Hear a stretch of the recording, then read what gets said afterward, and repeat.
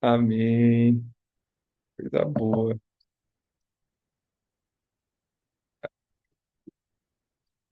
Fim de ano é complicado. Fim de ano é muita coisa acontecendo.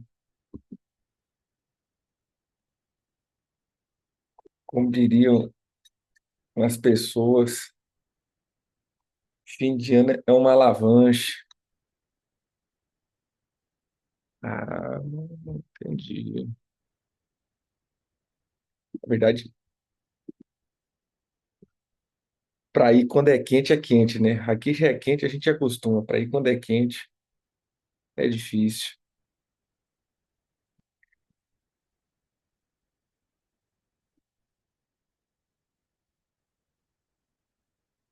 Os que vamos.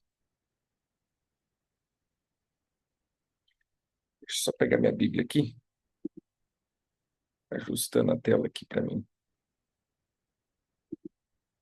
Filipenses 3.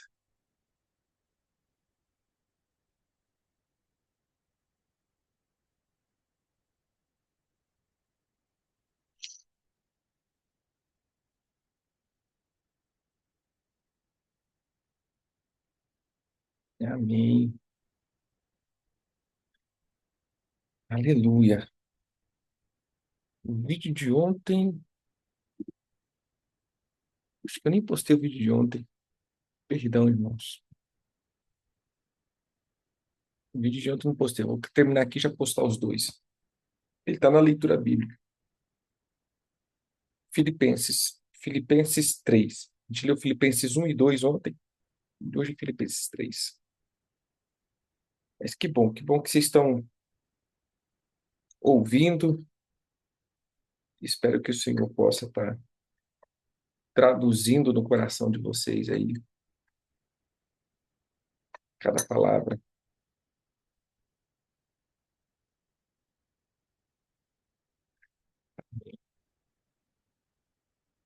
Vamos, vamos só dar uma orientação aqui. A gente até tinha falado da questão das orações das 6 da tarde, mas eu resolvi não fazer até por causa essa questão de fim de ano, né? Às vezes as pessoas viajam, é parente para todo lado, é adventos que vão acontecendo. Amém. Se fortaleça, né? E eu quero ver se a gente começa agora sábado, que a gente já começa. Na segunda, começamos os nossos propósitos.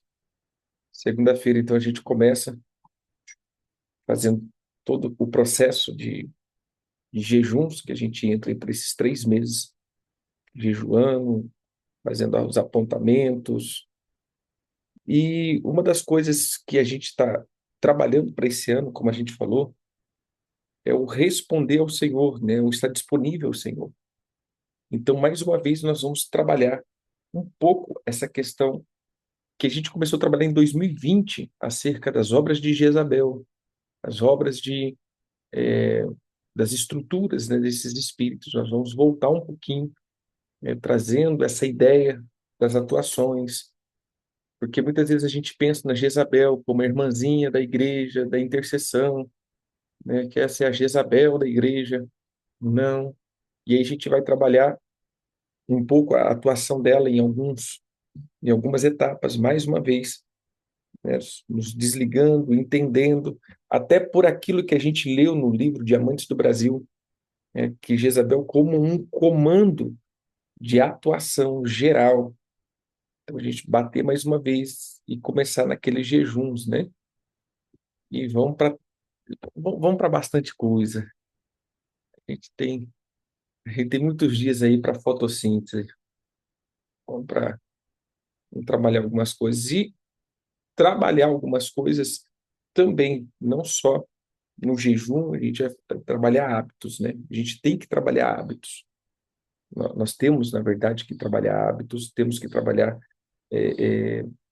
atitudes, porque Jezabel ela vai trabalhar muito nisso, né? A quebra de atitudes, a quebra de hábitos, ou o colocar hábitos na nossa vida que são hábitos de destruição, são hábitos que quebram a nossa vida, que nos sabotam ou até mesmo que faz a gente ficar andando em círculos.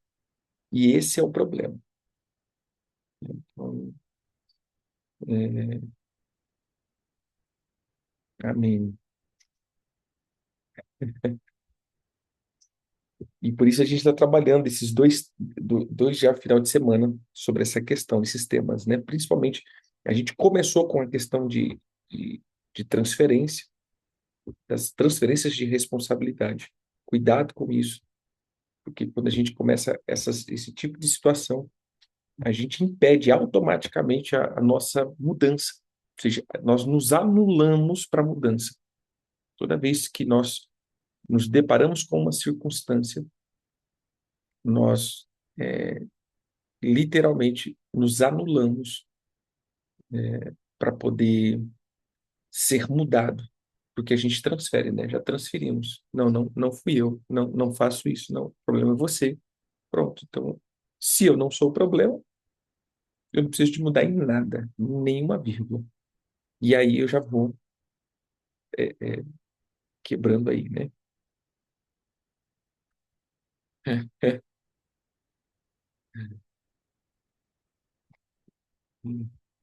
E uma das características que a gente vai trabalhar aí muito é a questão da mentalidade.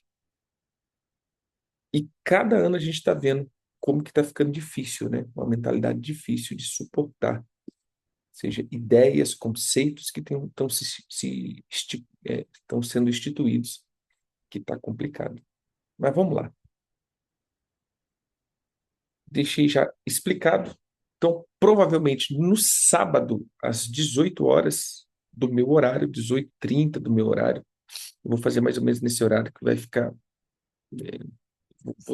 Vou tentar adequar um horário aqui para nós, né? Mas eu creio que vai ser esse horário aí para a gente orar fazendo as orações. Eu quero fazer assim, não algo muito prolongado, até porque a gente vai ter várias inserções, né?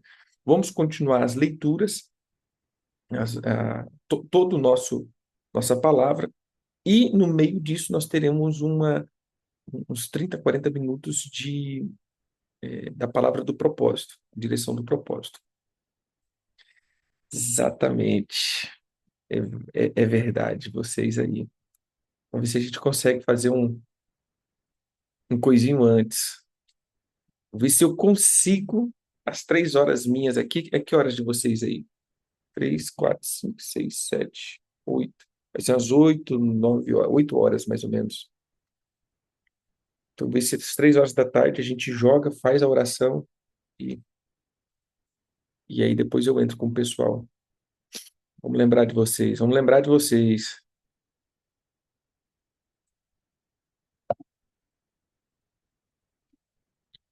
Amém? Vamos lá? Filipenses capítulo 3. Filipenses capítulo 3 agora. Nós temos mais dois capítulos.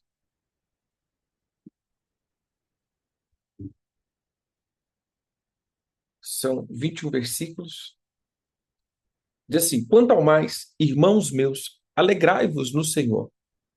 A mim não me desgosta perdão, a mim não me degosta e é segurança para vós outros que eu escreva as mesmas coisas. Aqui, deixa eu só ver como que ficou a divisão da Bíblia Mensagem. Não, isso. Sigamos. Vamos seguir até o 11.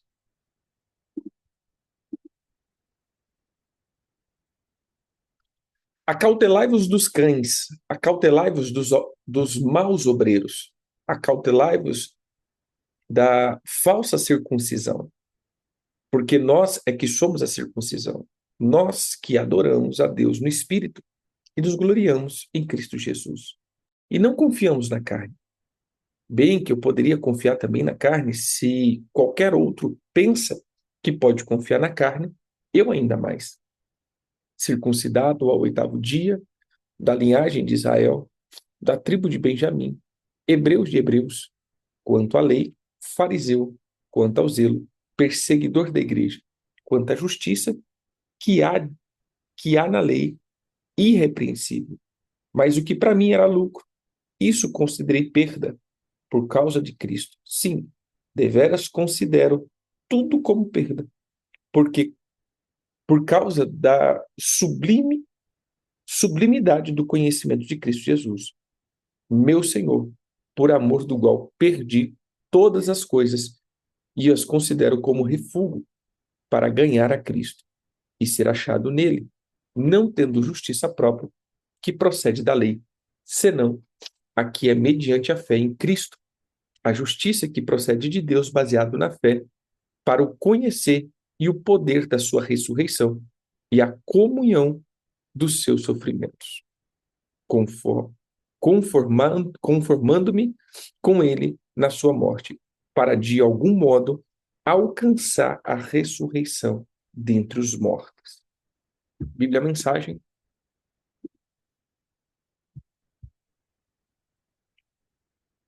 Minutinho.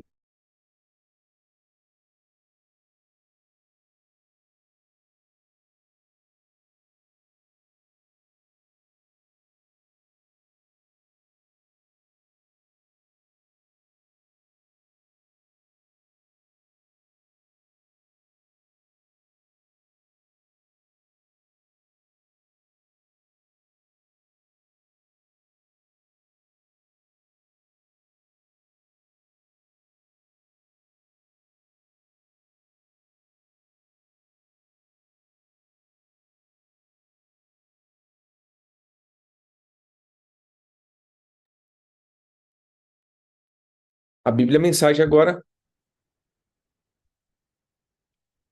É isto, amigo. Alegrem-se em Deus. Não me importo de repetir o que já escrevi em cartas anteriores e espero que vocês não se importam de ouvir outra vez. Antes, prevenir que remediar, portanto, aí vai. Cuidado com os cães uivadores, esses religiosos intrometidos que ladram, não, mas não mordem. Eles cultuam a aparência. Eu chamo os fanáticos da circuncisão. Os cristãos verdadeiros são aqueles que o Espírito Santo orienta para trabalhar no ministério, que enche o ar de louvores a Cristo, como fazemos. Não seríamos capazes dessas tarefinhas sozinhos, e sabemos disso, ainda que possamos relacionar o que muitos poderiam definir como credenciais impressionantes. Vocês conhecem o meu histórico.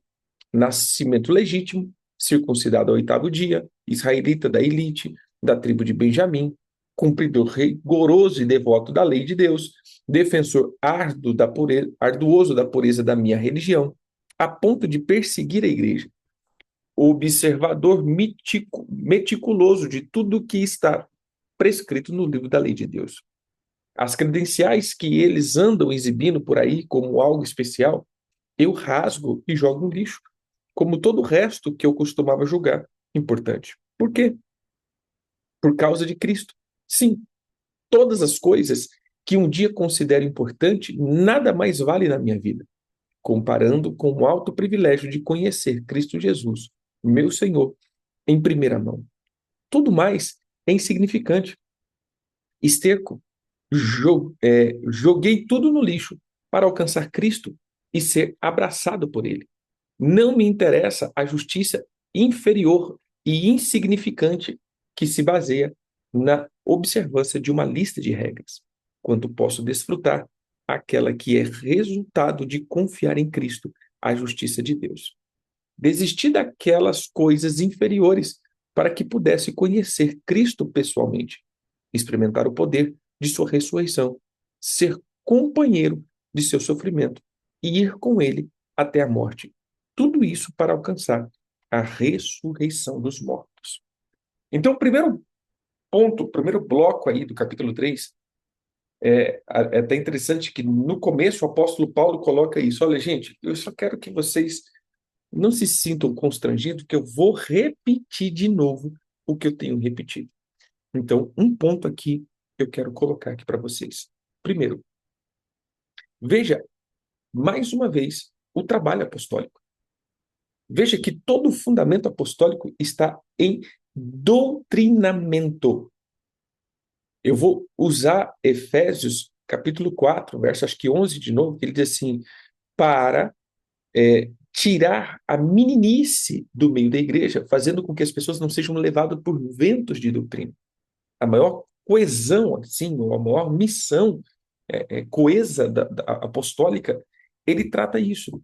Então, se você almeja o ministério ou se você está incumbido nesse ministério, por muito tempo a missão apostólica foi de abrir igreja, de ser líderes de líderes, de ter gente, de manifestar. Não, eu creio que a maior missão apostólica é exatamente a defesa de uma centralidade de Cristo ou de uma fé pura, sem mistura.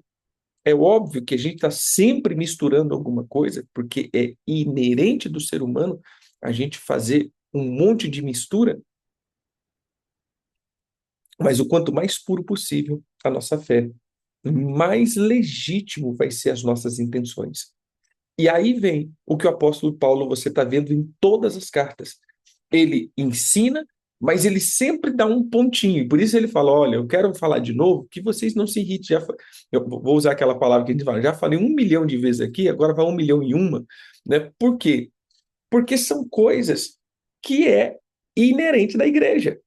Gente, da igreja sempre está aparecendo isso. Uma ideia mirabolante, uma revelação fantástica, né? Um ponto é, é, é, de, de, de sonho ou visão que vai acontecendo e aparecendo na igreja que aparentemente parece ser muito legal. E aí o apóstolo Paulo entra de novo dizendo, olha, eu já falei, mas agora eu não me lembro do apóstolo Paulo ter usado essa expressão, por isso eu creio que ele estava sendo bem enfático, acautelai-vos dos cães. Então ele usa aqui uma palavra até meio assim, coisada, né? Para a época aqui, não sei, mas ele vai bem longe, né? Acautelai-vos dos cães. Ou seja, o que seria isso? É a palavra comum, que é um cachorro mesmo, ou ele serve como uma metáfora de alguém que tem a mente impura, ou seja, um impuro, uma pessoa disfarçada. Ou seja, sabe aquela pessoa disfarçada? Então é o cão, que na linguagem da Bíblia Mensagem, ele diz que eles ladram e não mordem. Ou seja, fica latindo, latindo, mas não acontece nada. É muita teoria, teoria, mas, irmão, não tem resultado. E é isso que é o problema. Teorias e teorias sem resultado. É um monte de teoria, mas na prática não tem resultado. Então ele está dizendo, acautelai-vos disso. Igual é o ponto agora que ele está tocando. Veja, em alguns pontos foram acerca do cerimonial, e aqui, em específico, ele está falando da circuncisão. E aí o apóstolo Paulo, ele mais uma vez dá uma carteirada. Ele dá aquela carteiradona. Dá uma carteirada. Tá, eles estão usando credenciais. Na Bíblia a Mensagem, ele usa isso, né? Eles estão usando credenciais. Então eu vou usar as minhas credenciais. E aí ele esculhamba geral, né? Então, se é para ser, se é para usar credencial, então vamos lá. Eu sou nascido israelita, circuncidado ao 8º dia, da elite da elite, da tribo de Benjamim, fariseu, observador da lei, religioso, vamos colocar assim, ao extremo, observador minucioso de todos os ritos judaicos, e eu peguei tudo isso daqui e rasguei e joguei no lixo. Que não é porque não vale, é porque se eu observar isso daqui, e aí entra o ponto que ele está tentando ensinar para a gente. Qual é o ponto que ele está ensinando? Que essas coisas não valem de nada? Não. Assim, não é que foram é, é, ilegítimos, serviu para um tempo. Mas agora, olha o que ele está dizendo. eu não posso confiar na minha justiça. Então aqui a gente vai para dentro dessa defesa que ele está fazendo para a igreja, ou essa orientação para a igreja, nós podemos pegar aqui um fundamento, que é o fundamento da justiça. E o próprio Senhor Jesus, um dia, ele diz isso: se a tua justiça não exceder em muito a justiça dos escribas e fariseus, vocês nem entrarão no reino dos céus. Então isso daqui é uma doutrina. A justiça de Deus, querido, é um fundamento para a salvação. Então entenda isso daqui. Se você não entender o que é justiça, justiça não é o ato de você se justificar. Justiça é o ato de aplacar. Entenda aqui. Vamos lá. Quando a gente fala assim, tem que ser feito justiça. Eu estou usando uma linguagem nossa. Não, tem que fazer justiça. Isso aqui tem que ser feito justiça. O fulano matou o outro. Tem que fazer justiça, tem que prender, tem que fazer. Ou seja, o que seria nesse modo mais leigo para nós entendermos o que é a justiça? É o ato de sentenciar o crime. O fulano foi julgado lá, pegou 30 anos de cadeia. Foi feita a justiça. Agora, quem gosta de assistir aí aquelas investigação criminal, né? Aí a família fala, agora eu posso descansar em paz. Agora eu posso viver em paz, porque foi feita justiça. Ou seja, foi aplicado a justiça mediante um crime. Então tinha lá uma infração, e aí foi estabelecido lá o júri e tal, foi feita a justiça, e nessa justiça foi dada a sentença, o réu foi condenado, e a família diz, agora foi feita a justiça. Agora o defunto, foi feita justiça ao defunto. Então, todo mundo vai descansar em paz, né? Conforme a linguagem popular. O que nós vamos entender, então, a justiça? Toda infração, ela requer uma punição. Toda infração requer uma punição. Na lei dos homens, nós punimos o que achamos legal. Como assim? Nós punimos os que nós não temos intimidade. A quem somos mais íntimos, não damos tanta punição assim, né? Mas aí que chama a justiça própria, ou seja, a minha justiça. A minha justiça, ela é muito corrupta. A justiça humana, ela é muito corrupta. Por mais que a gente tenta ser, por mais que a gente tenta ser aqui certinho, observa que a nossa justiça é muito corrupta. Por quê? Porque nós sentenciamos, na grande maioria, aqui não temos infinidade. Eu não vou dizer nem quem odiamos, mas aqui não temos afinidade. Aqui não temos afinidade, nós somos muito, muito incisivos. Ó, certo é certo, errado é errado. Mas aqui temos afinidade, a medida é outra. Ó, tá errado, mas nós vai relevar aqui, porque, né, a gente sabe, né, tem que ter misericórdia. Então, assim, nosso nível de misericórdia, ele é muito corrupto. E aí nós transferimos isso para Deus. Eu tô até abrindo um parênteses aqui. Nós transferimos isso para Deus. Mas, Senhor, eu faço tanta coisa, mas, Senhor, fiz tanta coisa, eu só errei isso. Pula aí, né, Jesus? Né? Faz uma vista grossa aí e fala assim, nem vi. Ou, né, só faz aquela ameaça que vai nos punir, né? Que nem diz aquele negócio, ó, se eu quisesse, ó, né? E não fez nada. Então, a gente vai usando isso e até mesmo nos decepcionando com Deus. Mas eu fiz tudo certinho e errei isso daqui, e aí o Senhor já veio e pum, né? É injusto. Jó, né? É injusto.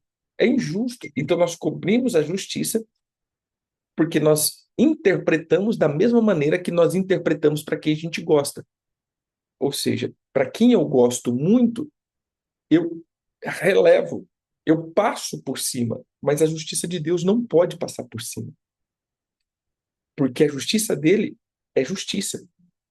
Errou, pode ser a pessoa mais chegada, pode ser a pessoa mais I love you. Errou, errou. Vamos para um personagem bíblico? Gente, para mim, a maior prova desse daí é Moisés. Concorda comigo?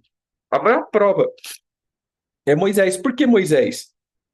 Moisés era considerado amigo de Deus, quer dizer, era íntimo de Deus, e o próprio Senhor diz: com todos eu falo em sonhos e visões, com Moisés eu falo face a face. Dois, quando ele vai dar uma palavra, ele diz assim: nos últimos dias se levantarão alguém igual a mim. Ou seja, meu irmão, olha o nível do cara. Ele se considera igual a Jesus, né? Não, vai vir um aí igual a mim, né? Um profeta, tal. Rapaz, né? Quase a quarta pessoa da Trindade, né? E aí o cara tá lá fazendo de não sei o que, e vai não sei o que, e para lá e para cá. E o dia que ele errou, acabou, meu irmão. Justiça é justiça. Mas, Senhor, Moisés, olha, nossa amizade é nossa amizade, né? Eu te I love you, de boa. Mas eu vou dizer uma coisa, meu queridão. Você não vai entrar e pronto, acabou. Encerra o assunto. Você não me honrou em Meribá. Você foi, acho que é Meribá mesmo, né? Você foi lá e você feriu a pedra. E eu não te pedi para ferir a pedra. Eu te feri para falar com a pedra. Então você me desonrou na frente de todo mundo e acabou. Acabou.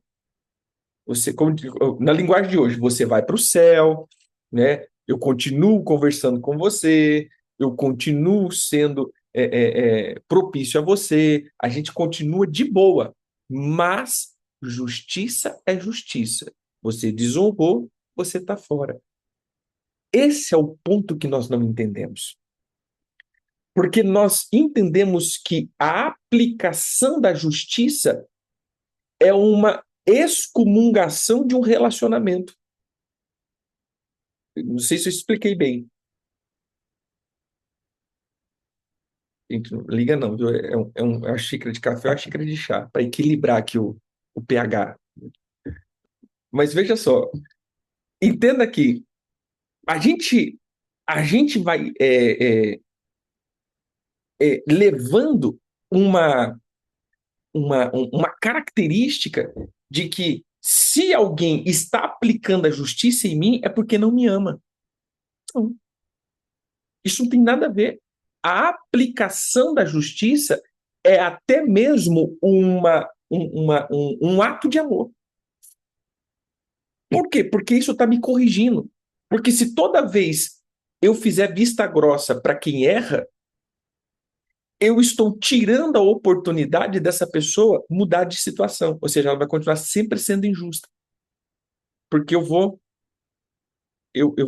relevando. Imagine Deus relevando. Imagine Deus relevando. Imagine Deus relevando. Ou seja, vai fazer com que a gente nunca mude a posição. E aí eu entro por um ponto que é: você já parou para pensar que a maldição é até mesmo uma expressão de amor? É doido ouvir isso, né? Mas estar debaixo de uma maldição pode ser uma expressão de amor.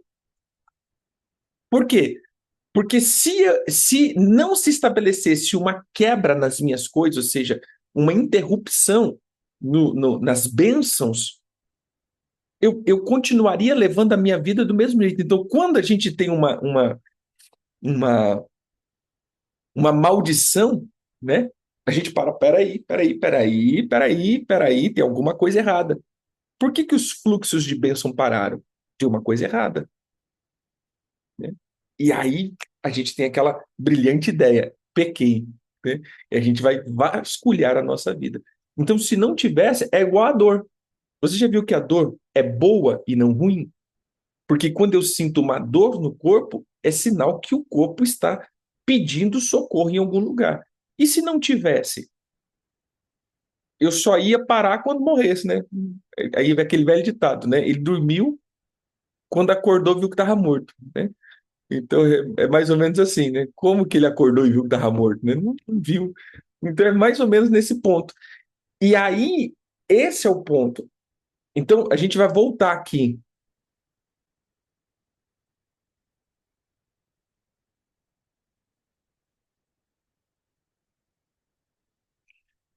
Então veja só,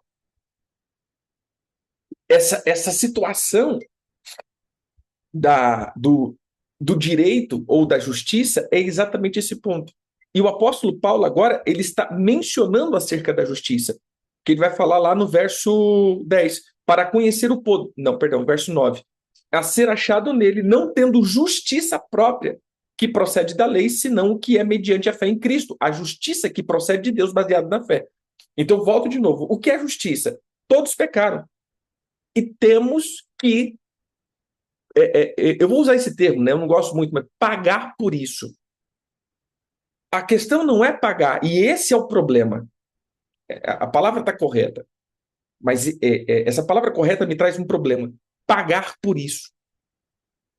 Eu tenho que entender que o que eu fiz como ser humano é impagável. É esse o ponto. Nós temos que entender, querido, que é impagável o que nós fizemos. É impagável. Não tem paga para isso. Não tem nada que possa retribuir isso. É a mesma coisa, eu vim ali e cortei o braço de alguém. Ah, eu quero pagar. Tá, eu posso até receber um valor, mas não vai restaurar meu braço de novo. Não tem como você pagar algo que foi danificado para sempre. Então, essa foi a característica do ser humano para com Deus. É impagável. Não tem um pagamento que possa ressarcir o prejuízo ou a desconexão que foi gerada. Então, pecamos e essa desobediência deformou o ser humano por completo e é impagável. Não tem o que eu possa fazer para melhorar isso. E aí entra o poder da justiça de Deus. Cristo Jesus foi o pagamento para tudo isso. Lembra que durante o ano passado, o começo do ano, nós batemos muito sobre a oferta, a oferta, a oferta? E aí muitos, né, falaram, mas então você não crê em oferta? Não, eu creio no poder multiplicador de uma oferta, da semeadura, eu creio no poder da potência econômica no doar. Mas eu não, nós só estamos vendo agora uma coisa chamada pagamento. Ah, eu vou dar uma oferta de remissão. Tá, mas cadê o sangue de Jesus nesse negócio? Ah, eu vou fazer isso daqui para tirar a maldição. Tá, então a minha oferta tira a maldição de alguma coisa? Cadê o sangue de Jesus nesse negócio? Entendeu? Algumas metodologias que nós estamos atuando. Até o que eu disse, né? Chegou um ponto que nós estamos vendo irmãos fazendo resgate de gente que morreu para tirar do inferno. Isso é purgatório? Isso aí a Igreja Católica já faz. E muito. Missa de sétimo dia. Indulgência. Então, a gente está voltando para esses princípios? A gente saiu e está voltando? Então, é sutil. Por isso que eu estou pegando um tempo aqui, né, gastando um tempinho para explicar isso. O apóstolo Paulo não está só falando da circuncisão, ele está falando do que é o pano de fundo da circuncisão. Porque a circuncisão era um selo de garantia de ser de Deus. Só tinha aliança com Deus quem era circuncidado. E esse era a justiça. Ou seja, eu sou de Deus porque eu sou circuncidado. Então, é como que eu estou pagando a minha salvação. E o apóstolo Paulo está dizendo, gente, vamos lá, você entendeu quem eu sou? Eu sou um cara que viveu tudo isso, mas eu peguei isso tudo e joguei no lixo. Por que eu joguei no lixo? Porque não é que isso não traga benefício ou, sei lá, alguma coisa para mim, mas é que isso não é pagamento para justiça de Deus. Agora eu foco só na justiça de Deus. O que é a justiça de Deus? Alguém tem que sofrer o impacto da punição. É isso que você tem que entender. Alguém tem que sofrer o impacto da punição. Para com esse negócio que é como que Deus falou assim, dessa vez passa, viu? Mas da próxima eu te pego. Quem já viu isso geralmente em mãe? Então, se você sair dessa porta, eu te quebro todinho. E se eu não te quebrar, eu mudo de nome. Aí a pessoa quebra. Dessa vez eu não vou fazer, dessa vez eu não vou fazer nada não, mas a próxima vez que você fizer isso, quem já viu, né? É geralmente coisa de mãe. Dessa vez passa. E a gente pensa que Deus fez a mesma coisa. Ó, dessa vez passa, mas da próxima vez você vai ver se eu faço uma coisa com você. Não, irmão. Deus não fez isso. A ira de Deus não foi aplacada. Quer dizer, a ira de Deus não foi amansada. A ira de Deus foi satisfeita. Isso daqui é uma doutrina. A ira de Deus foi satisfeita em Jesus Cristo. Você entendeu? É aquele negócio assim, ó. Eu vou dar um exemplo. Imagine aqui a tua mão. E você tinha que levar umas palmadas na mão. Vamos supor que seria esse o castigo. A gente pensa que essa palmada que ia dar na mão foi aplacada. É como que Deus olhasse e falasse assim: não, dessa vez eu não vou te bater, mas da próxima vez eu te bato. Não, querido. Deus bateu. Toda a ira de Deus foi descarregada, mas foi descarregada em Cristo Jesus. Então a tua mão está aqui. A paulada veio, mas como que veio? Jesus fez o quê? Colocou a mão dele aqui. Então a paulada veio na mão de Jesus. E a tua mão foi livre disso. Mas a paulada veio, o castigo veio. Por isso o texto de Isaías: o castigo que nos traz a paz estava sobre ele. Então toda a ira de Deus, toda a justiça que tinha que se cumprir, todo o castigo, todo o impacto, toda a força da ira veio sobre Jesus. Veio, irmãos, veio. Entenda, tudo aquilo que Deus falou da ira, do dia da vingança, do dia do juízo, tudo isso veio sobre Jesus. E ele sofreu tudo isso por mim. Por isso ele diz: pela sua pisadura somos sarados. O castigo estava sobre ele, as enfermidades estavam sobre ele, a maldição estava sobre ele. Ou seja, tudo que era inerente do erro e todo o castigo inerente do erro estava sobre Jesus. Jesus sofreu tudo como ser humano. Então é como que ele entrou na frente da humanidade e sofreu tudo por nós. E aí que entra o negócio. Olha a idiotice do ser humano. É a mesma coisa que Jesus está lá até hoje. Não pense que foi uma vez.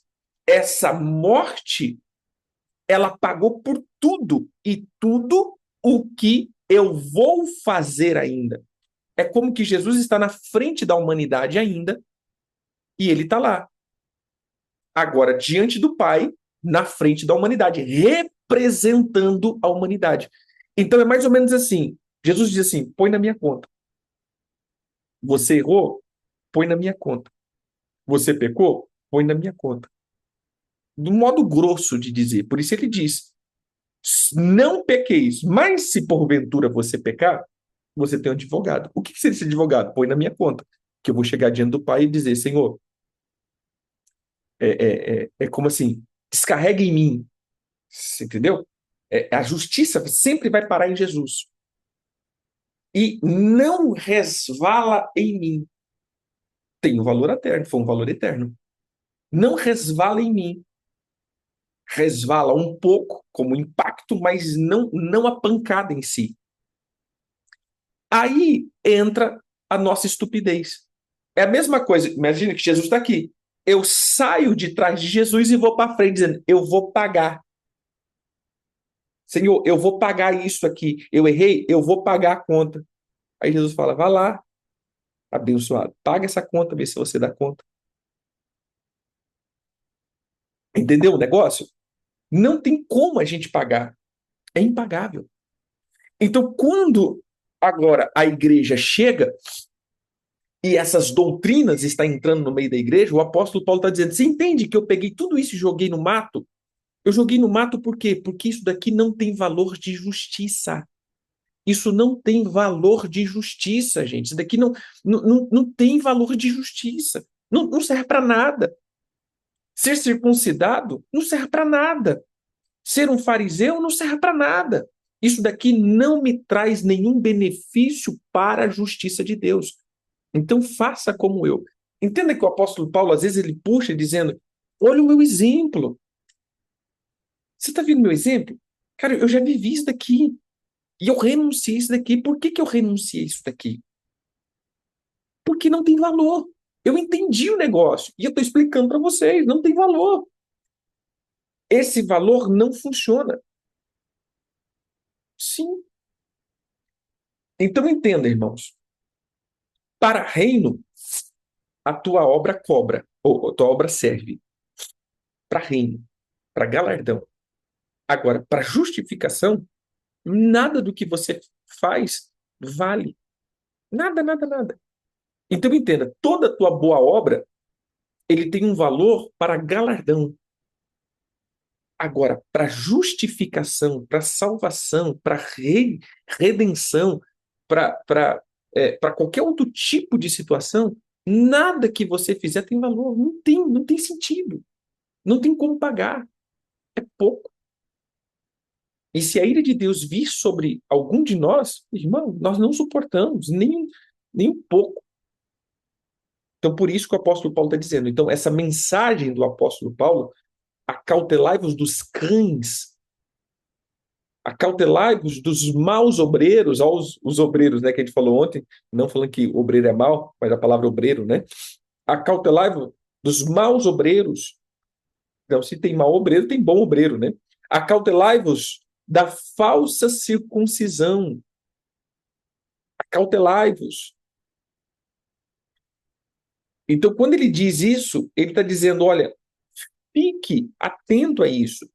Não seja levado a querer viver a tua justiça. A tua justiça não presta para nada.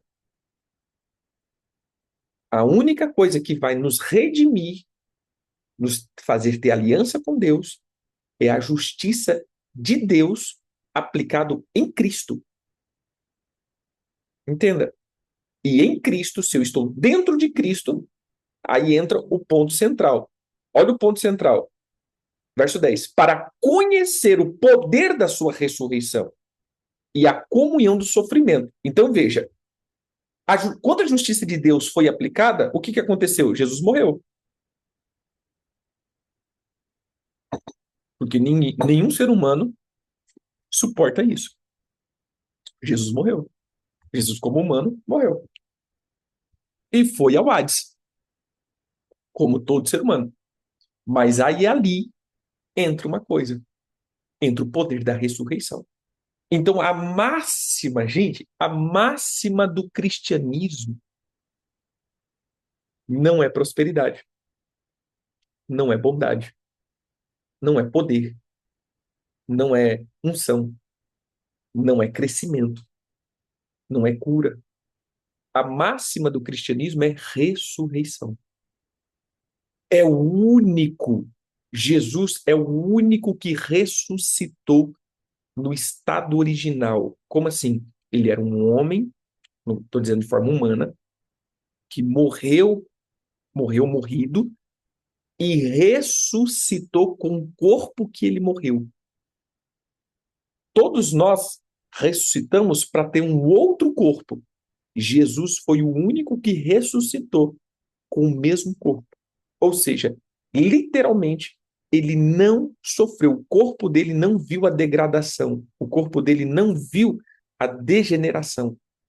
E esse é o ponto central que nos faz crer e viver. Então, se você é um cristão que não busca uma ressurreição, medíocre é a tua fé. Não tem sentido. E aí o apóstolo Paulo diz isso, para conhecer o poder da ressurreição e a comunhão do seu sofrimento. O que é a comunhão do sofrimento? Ou seja, o meu sofrimento, ele tornou comum a ele. E aí entra um ponto. Se ele tomou comum o meu sofrimento, por que eu não torno comum o sofrimento dele? É comunhão, meu irmão. Ele sofreu por mim, agora eu sofro por ele. Mas como assim eu sofrer por Cristo? Não, porque agora eu vou ser perseguido. Não é que eu vou pegar as dores dele, porque Jesus não tem dor. Não é que eu vou pegar a maldição dele, Jesus não tem maldição. Não é que eu vou pegar as enfermidades dele, Jesus não tem enfermidade. A única coisa que eu vou pegar dele é a perseguição. Porque do mesmo modo que perseguiram ele, vão nos perseguir. A gente vai ter que ter uma comunhão aí, né? Não é só vem a nós, né?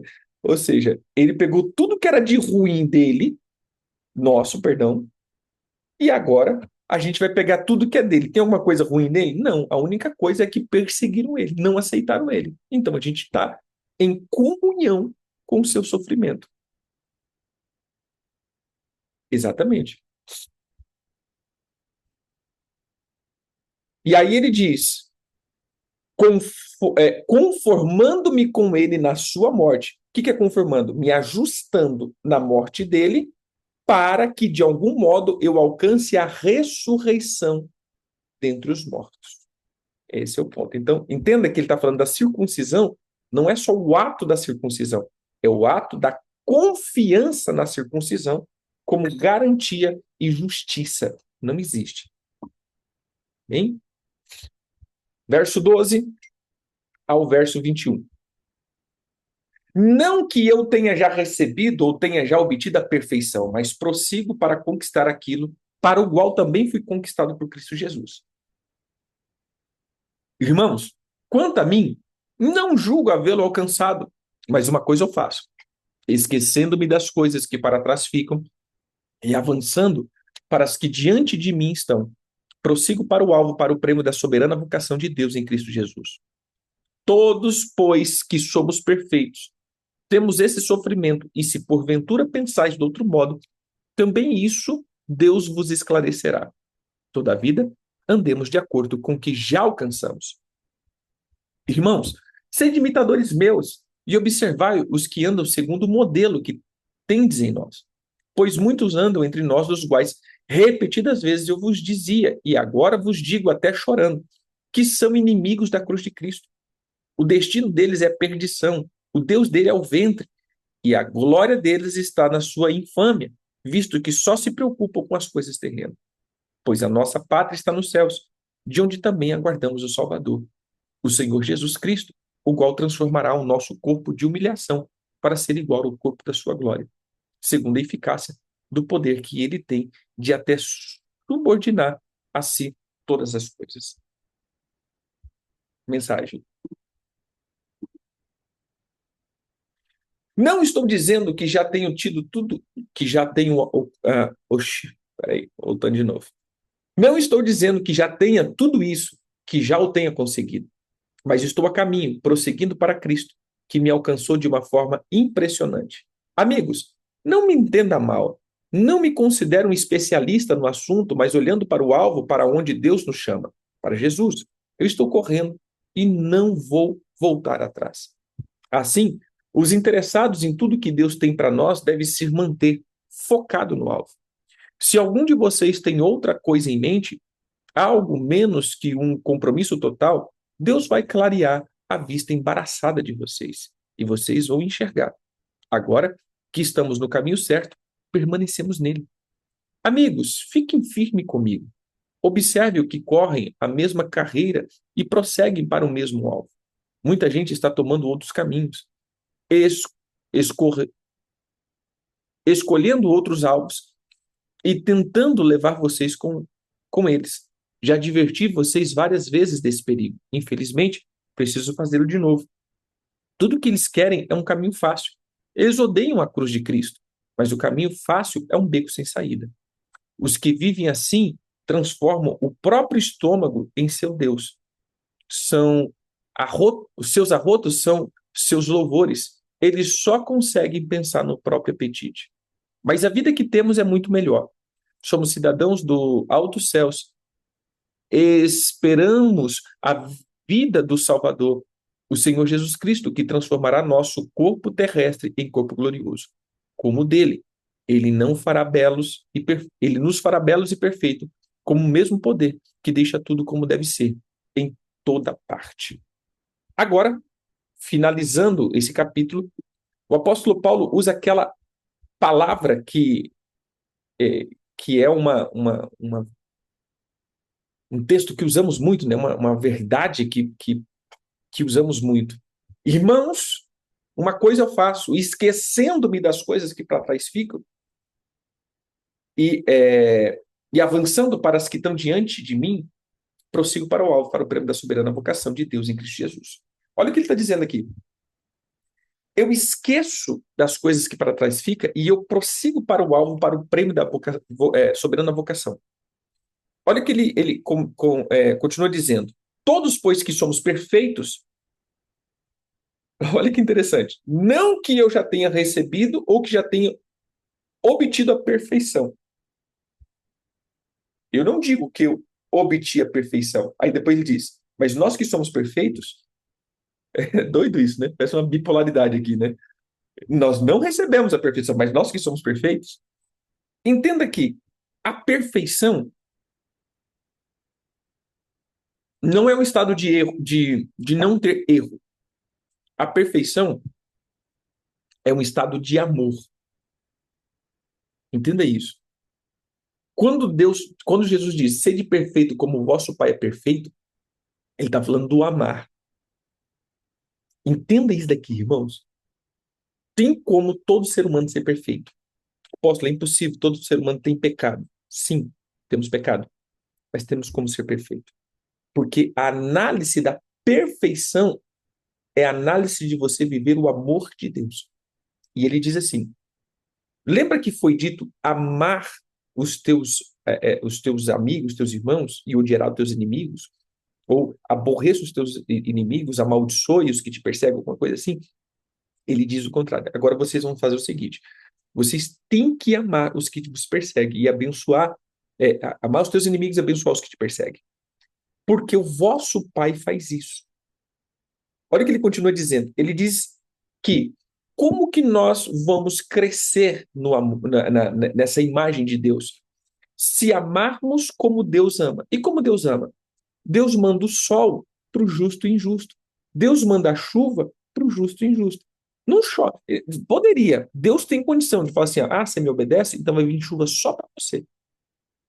Só para você. Só você vai ter chuva. Os outros vai ter tudo um sol escaldante assim, né? Não.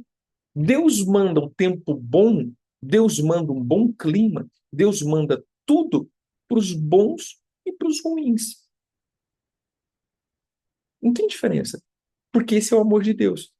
A justiça de Deus não é mencionado por camaradagem. Volta de novo. Não é por camaradagem. O Senhor, ele é fiel e justo com todo ser humano. E aí o Jesus termina: sede perfeitos, como o vosso Pai é perfeito. Vamos ler esse texto para que fique claro aqui? Quando ele diz ser perfeito, olha que interessante aqui.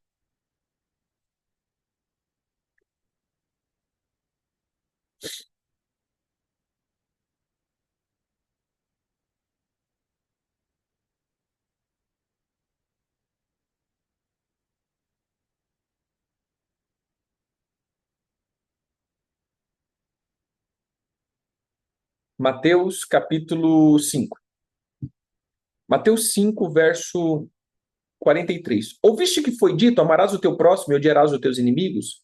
Eu, porém, vos digo, amai os vossos inimigos e orai pelos que vos perseguem, para que vos torneis filhos do vosso Pai Celeste. Porque ele faz nascer o sol sobre os bons e os maus, vira a chuva sobre os justos e injustos. Porque se amardes o que vos ama, que recompensa tendes? Não faz os publicanos também o mesmo?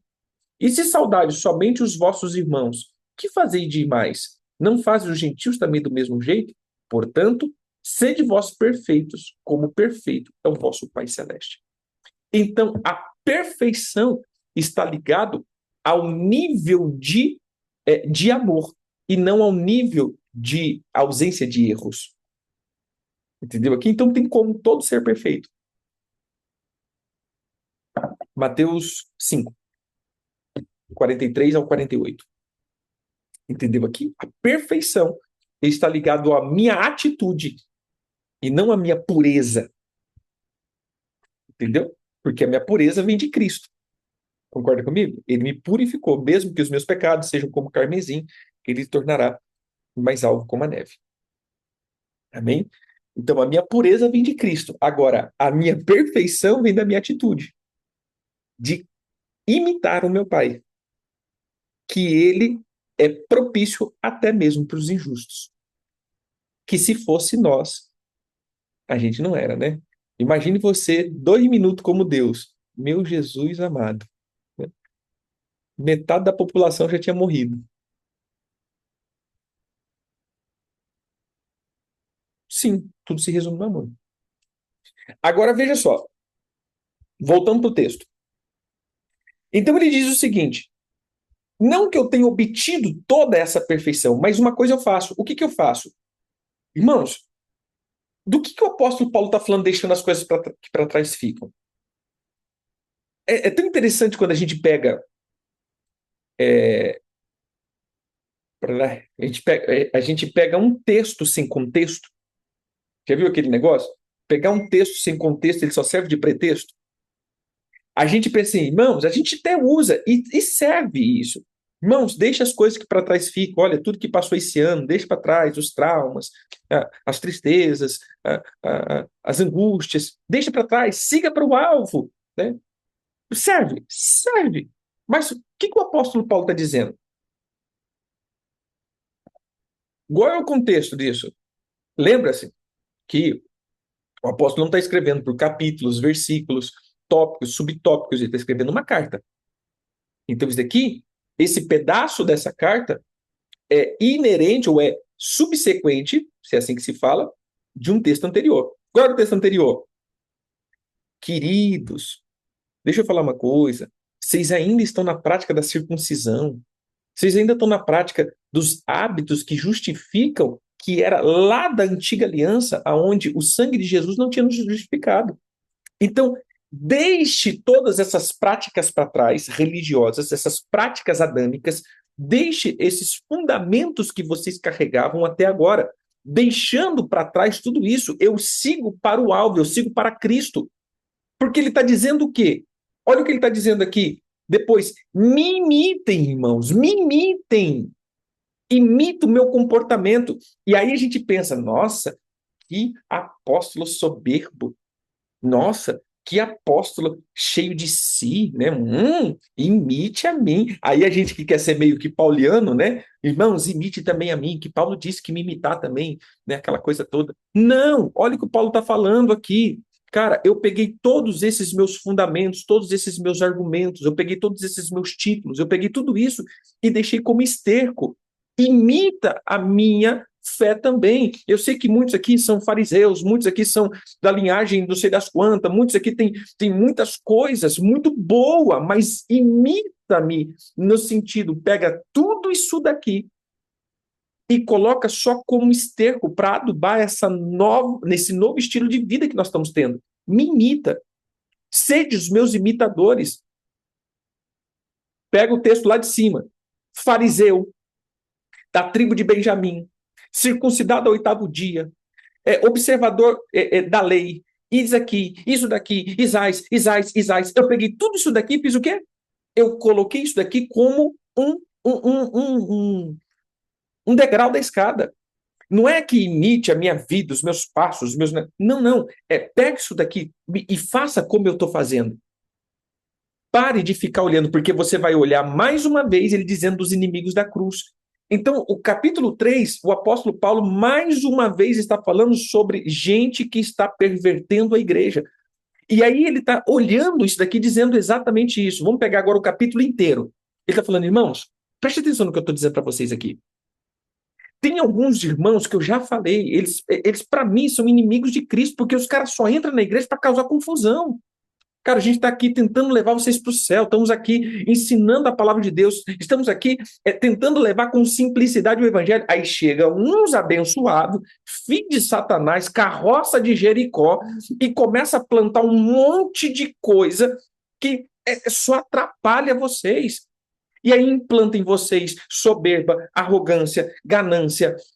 Eles só cultuam o ventre deles, eles só querem o bem deles, eles só estão fazendo isso para arrancar de vocês algumas coisas. Parem de seguir essas pessoas, parem de dar ouvido a essas pessoas. Deixa eu te falar uma coisa. Eu estou parafraseando o capítulo 3, eu estou contextualizando. Deixa eu falar uma coisa para vocês. Olha, se é para se gloriar, eu teria que me gloriar também. Eu sou fariseu, eu sou benjamita, eu sou circuncidado, eu sou isso, eu sou isso, eu sou isso, eu sou isso, eu sou isso. Sabe o que eu fiz? Eu peguei tudo isso daqui e fiz o quê? Eu coloquei isso daqui como somente um esterco. Porque agora a minha justiça está em Cristo Jesus. Então vamos fazer o seguinte: esqueçam das coisas que são lá de trás. Siga para o prêmio da soberana vocação. Nós estamos querendo nos assemelhar à ressurreição de Jesus, porque na morte dele morremos e na justiça dele nós ressuscitamos junto com ele. Então vamos fazer o seguinte: vamos correr para o prêmio da perfeição, sede perfeitos. Nós não alcançamos por completo, mas eu creio que já estamos nesse caminho da perfeição. Queridos, não tire os olhos de Jesus. Faz o seguinte: imite a minha posição. Renuncie a essas coisas.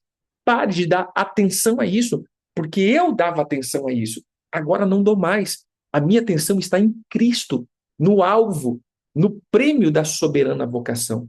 É nisso que temos que gastar os nossos dias. Pare de olhar para essas pessoas que estão tentando confundir a fé de vocês. Pegue esses homens, pegue todos esses homens que fizeram um bom trabalho, imitem eles, mas parem de imitar esses homens que estão querendo criar confusão no meio da igreja. Pare de dar ouvido. Se eu pudesse resumir o capítulo 3, seria isso. Você entende aqui? O apóstolo Paulo está chamando a atenção exatamente para isso.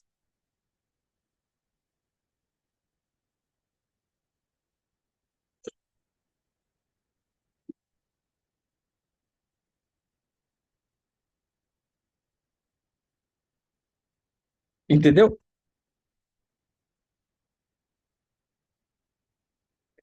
Então, veja só o ponto aqui que o apóstolo Paulo está tocando. Então, pegando o resumo geral, é isso. Esse me imitar é da mesma forma que eu deixei para trás essas coisas. Amém? Entendidos? E, gente, é muita confusão. E o problema é que é muita confusão. É muita gente correndo atrás da confusão.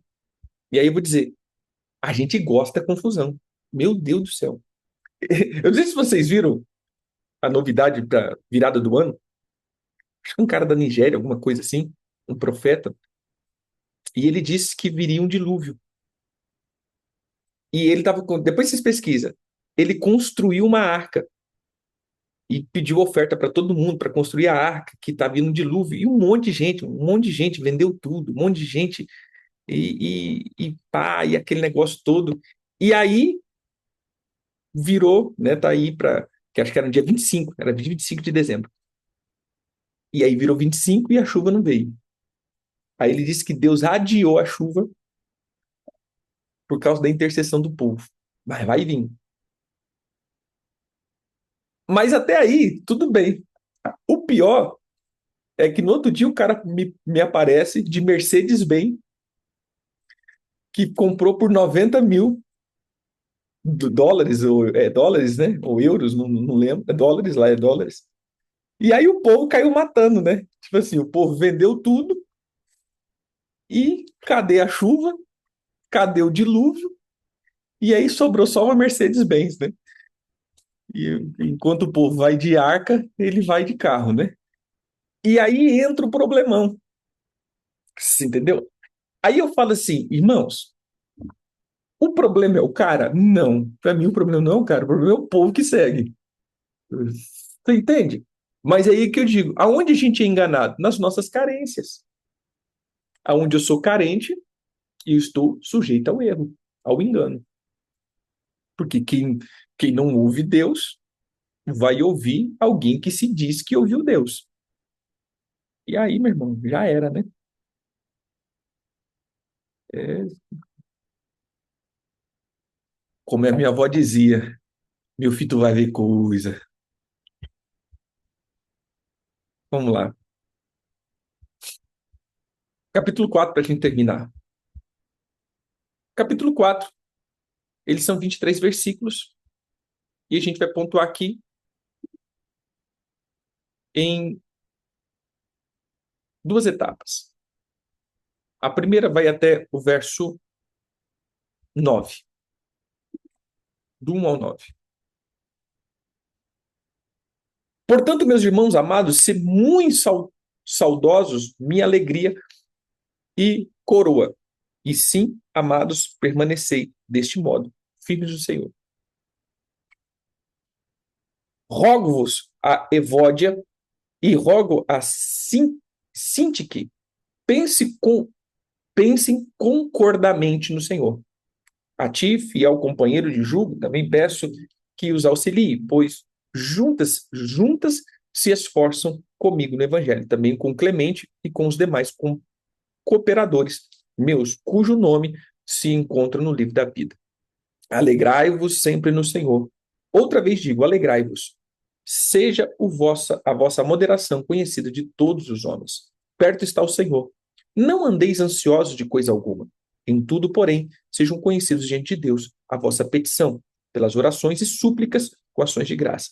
E a paz de Deus, que excede todo entendimento, guardará o vosso coração e a vossa mente em Cristo Jesus.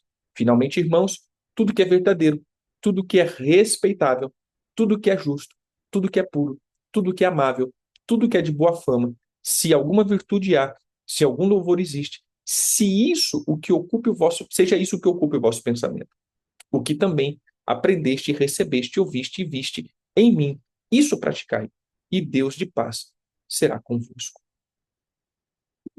Bíblia Mensagem. Meus queridos amigos, amo muito vocês, sempre desejando o melhor para vocês. Vocês me fazem sentir muita alegria e me enchem de orgulho. Não duvidem, permaneçam no caminho firmes em Deus. Insisto em que Evódia e Sintique resolvam suas diferenças e façam a paz. Deus não quer que seus filhos guardem ressentimento. A Sígigo, né? Sígigo, como vocês está aí para ajudá-las a resolver as coisas. Faça o que puder por elas. Essas mulheres trabalharam pela mensagem lado a lado com Clemente e comigo e com os outros veteranos, tão arduamente quanto qualquer um de nós. Lembre-se, o nome delas também está no livro da vida. Celebrem o nome de Deus o dia inteiro, todos os dias. Quero dizer, alegrem-se nele. Deixem bem claro a todos com quem se encontrarem que vocês estão do lado deles, trabalhando com eles, não contra eles. Ajudem-os a ver o que o Senhor está para chegar. Ele pode se manifestar a qualquer minuto. Não se aflijam nem se preocupem. Em vez de se preocupar, orem. Permitam que a súplica e os louvores transformem seus receios em orações, permitindo que Deus os conheça. Antes que vocês percebam a compreensão da integridade de Deus, que só contribui para o bem, virá e os alcançará. É maravilhoso o que acontece quando Cristo retira a preocupação do centro da vida humana. Resumindo, amigos, o melhor que vocês têm a fazer é encher a mente e os pensamentos com coisas verdadeiras, nobres, respeitáveis, autênticas, úteis, graciosas. O melhor, não pior. O belo, não feio. Coisas para elogiar, não para amaldiçoar. Põe em prática o que aprenderam de mim, o que ouviram, viram e entenderam. Faça assim, e vocês façam assim, e Deus, que é soberano, irá tornar real em vocês a mais excelente harmonia. Então, o primeiro bloco aqui, o primeiro bloco do capítulo 4, o apóstolo Paulo está dizendo o seguinte: olha, eu quero que vocês andam bem e resolvam tudo isso. E aí tem uma parte que ele fala assim: alegrai-vos. E eu digo de novo: alegrai-vos. E estejam em paz. Por que agora que o apóstolo Paulo pega isso aqui? Na Bíblia Mensagem fica mais claro. Na Bíblia, na tradução normal, fica meio que, para a gente, parece que a gente subentende.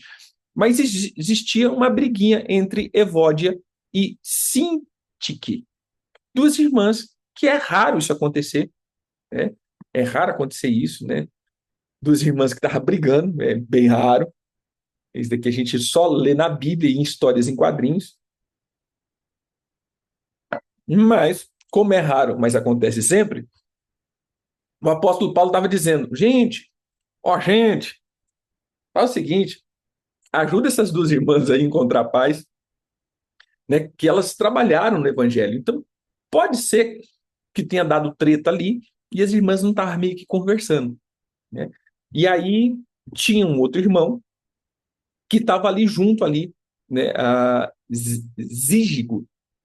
Ele estava ali tentando auxiliar as duas para voltarem à concordância da paz. E ele estava dizendo, olha, ele tem ajudado bastante. Você entende que são problemas de igreja?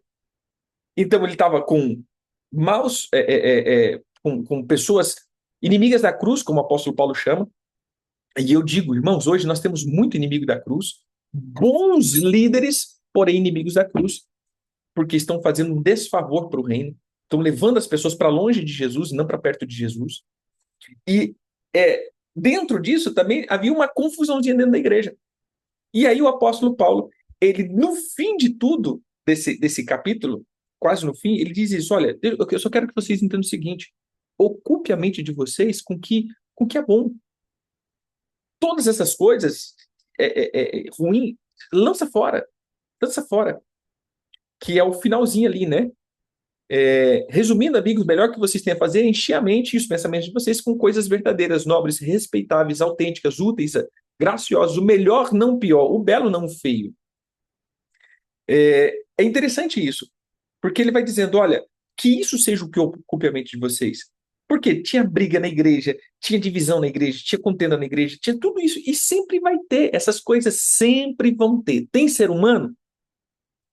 Tem poder? Tem patente? Tem briga, tem inveja, tem ciúmes, tem tudo isso.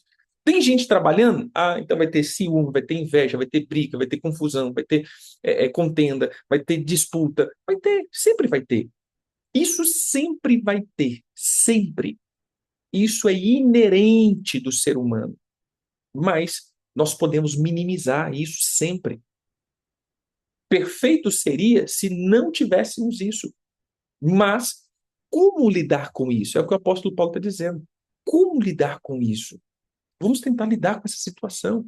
Como que eu lido? Em vez de você ficar pensando o que o irmão pensou, você já viu isso daqui?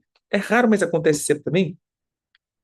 Nossa, eu pensei que você estava pensando mal de mim. Gente, por isso, nem a mãe de Ná esperava. Nem o futuro esperava, né? Como que eu penso que você está pensando?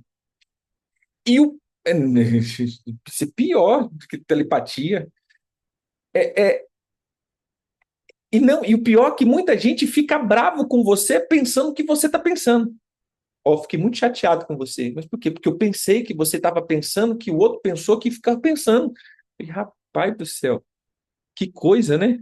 Que tanto pensamento. E esses pensamentos, eles se tornam tão verdadeiros na cabeça de quem está pensando, que é terrível. E ele tem como verdade. E era isso que o apóstolo Paulo falando, olha, deixe que brote na cabeça de vocês só coisas que vão dar lucro e não que vão dar um prejuízo. Tente minimizar o máximo possível. Ou seja, mas a porta tá na cara que a pessoa está, mas tente ver alguma coisa, sabe assim, para que você não possa pensar errado. Aí a hora que a pessoa fala assim, eu estou pensando isso de você, aí beleza, agora afirmou, mas enquanto isso não se concretiza, tente dar o melhor crédito possível, porque isso vai minimizar muitos conflitos, muitos conflitos. E a gente precisa, então, solucionar essa pane. Porque a maioria das nossas panes na igreja é o que pensaram de mim. E que eu pensei que estavam pensando. Entendeu? E outra, é só pensamento. Lembra? Porque depois que verbalizou, já não é pensamento, são palavras, são atitudes. Entende aqui? Que nós vivemos de briga por pensamento. Cara, só nós é ninja. Nossas brigas maiores são os pensamentos, nada verbalizado. Pensamento. Aí a gente consegue ler pensamento? Pelo jeito, sim, né? Porque o quanto de pensamento que a gente lê é fora da casinha, né? Então, o que que a gente precisa entender aqui? Que era isso que o apóstolo Paulo estava falando. Nutra a mente de vocês, os pensamentos de vocês, com coisas que vão dar lucro. Mas apóstolo, está na cara. Tá bom, querido, deixa estar na cara. Deixa estar na cara. Mas enquanto não verbalizar, tenta manter um bom pensamento. Amém? E a gente termina do verso 10 ao verso 23.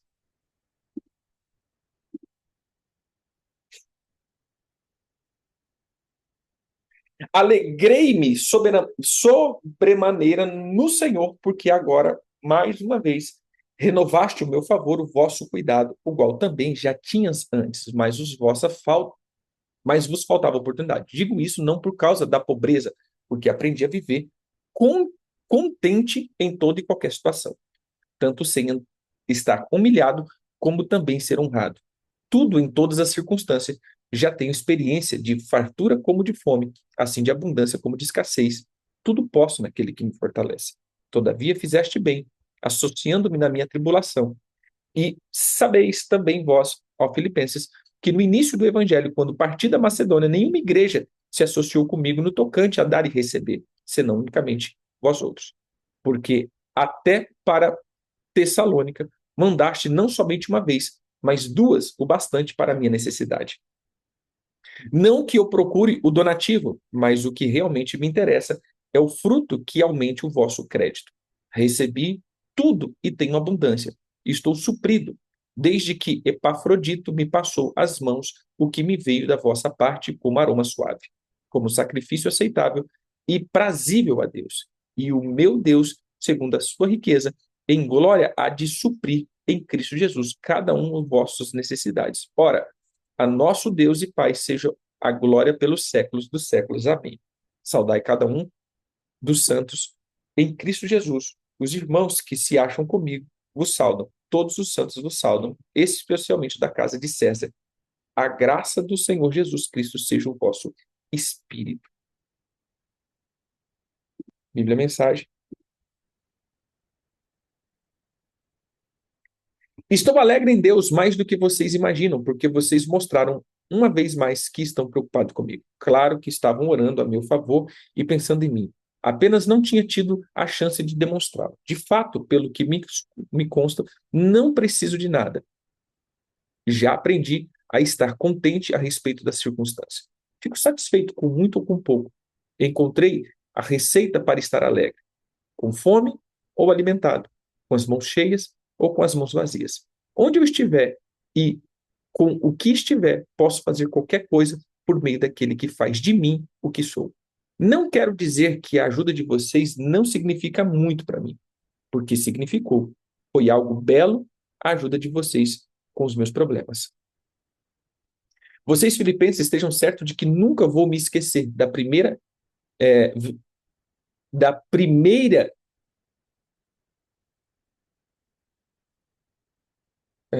tá meio coisado aqui o texto.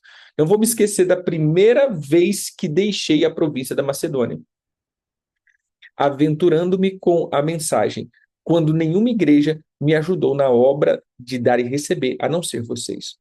Vocês foram o único, mesmo quando eu estava em Tessalônica. Vocês me ajudaram, não apenas uma vez, mas duas. Não que eu viva pedindo esmola, mas quero mesmo que vocês experimentem a bênção que procede da generosidade. Agora, tenho tudo e continuo a receber mais. Os presentes que vocês me enviaram por Epafrodito foram mais que suficientes, como o aroma agradável de um sacrifício queimado no Senhor, que enche o ar com sua fragrância e agrada a Deus de verdade. Podem, podem ter certeza de que Deus cuidará para que vocês tenham tudo o que precisam. A generosidade dele excederá até mesmo a de vocês, na glória que procede de Cristo. A glória do nosso Deus e Pai, e tanto que flui pela eternidade. Transmitam nossa saudação a todos os seguidores de Jesus que encontrarem. Nossos amigos enviam saudação, e todos os cristãos daqui, especialmente os que trabalham no palácio de César, querem que vocês se lembrem deles. Recebam e experimentem as maravilhosas graças do Senhor Jesus Cristo profundamente, bem profundamente dentro de vocês. E assim a gente termina. Olha que interessante. É, veja, olha que interessante aqui. Quando, quando o apóstolo está terminando, ele agora começa dizendo daquilo que começamos, né, da introdução. Ele recebeu uma oferta dos filipenses. E que ele consta aqui, essa já é a terceira oferta. Já tinham feito duas vezes e agora a terceira vez que ele tinha recebido. E o apóstolo Paulo diz: olha, vocês foram únicos que se preocupam, né, com o meu dia a dia. E eu quero agradecer, não vou esquecer isso de vocês. Vocês realmente entraram nessa dádiva do receber e dar, dar e receber. E aqui em Filipenses, nós pegamos três textos que usamos muito. Primeiro, deixando para trás o que fica, sigo para o alvo. Segundo, o que frutifique na mente de vocês são as coisas boas, belas, agradáveis, aquela coisa toda. E agora, por fim, tudo posso naquele que me fortalece. São três textos que nós crentes usamos muito, né? E aí agora a gente está com o contexto desses textos. Ou seja, o apóstolo Paulo estava falando deixar para trás o que? Os fundamentos antigos. O apóstolo Paulo fala para deixar que a nossa mente só venha coisa boa por causa das inimizades que estavam acontecendo no meio da igreja. E por último, o apóstolo Paulo está dizendo do tudo posso naquele que me fortalece. Por quê? Porque ele diz: olha, gente, eu quero agradecer. Não que eu esteja triste porque eu estou preso e precisando de dinheiro. Mas eu vou dizer uma coisa, eu quero pegar isso aqui que para mim ficou um fundamento bem legal. Ele diz assim: eu sei viver feliz, eu aprendi a ser feliz. Isso daqui é muito bacana, que ele diz assim, pensando tá,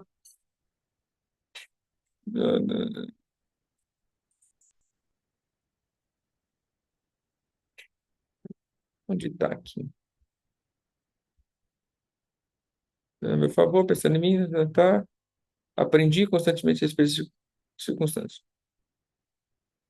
Aqui, ó. Fico satisfeito com muito ou com pouco. Encontrei a receita para estar alegre. Ele diz: eu encontrei a receita para viver alegre quando eu tenho bastante, e eu encontrei a receita para ficar alegre quando eu tenho pouco. Eu encontrei estar alegre quando estou com a barriga cheia, mas eu também encontrei estar alegre quando estou com a barriga vazia. Ou seja, o posso tudo naquele que me fortalece, não tem nada de uma palavra de autoajuda dizendo, eu posso tudo, a gente vai avançar, e não. Meu irmão, independente da circunstância, eu tenho que manter uma nobreza de vida, de paz na minha alma. Estou com muito, eu encontro em Jesus a minha satisfação. Eu estou com pouco, eu encontro em Jesus a minha satisfação. Eu estou com muito, a minha satisfação está no que eu tenho? Não, está em Jesus. Eu estou com pouco, a minha satisfação ou a minha angústia está na minha falta? Não, é em Jesus. Ou seja, se eu equilibro em Jesus, tanto os meus excessos quanto as minhas faltas não alterarão o estado da minha alma. Por quê? Porque a minha alma está fixa no centro. Por isso ele diz. Então, por isso eu digo, eu posso todas as coisas, eu posso caminhar naquele que me fortalece. Nessa versão, ele deixa bem legal, ó, onde eu estiver e com que tiver, posso fazer qualquer coisa por meio daquele que faz de mim o que eu sou. Então, sim, sabe ser humilhado, sabe ser honrado, sabe ser exaltado. Então, é interessante aqui que nós precisamos aprender. E o apóstolo Paulo fala: olha, eu quero só agradecer vocês aí, que não se esqueceram de mim. Foi muito importante para mim os presentes de vocês. Recebi e eu estou aí agradecendo. E aí eles estão levando agora essa notícia. Então, capítulo 4 é só mais um- um- uma demonstração de carinho pela oferta que ele tinha recebido. Assim nós terminamos Filipenses e amanhã entramos na leitura do livro, mais um capítulo, né, do livro aí, a chamada final, e simbora. Irmãos, Deus abençoe, que vocês possam aí ter aprendido mais uma vez um pouquinho, que possa ter sido útil cada palavra e que o Senhor possa trazer no coração de vocês, né, cada fundamento correto para a gente avançar. Amém, queridos? Deus abençoe. Vamos tomar café e bora trabalhar em nome de Jesus.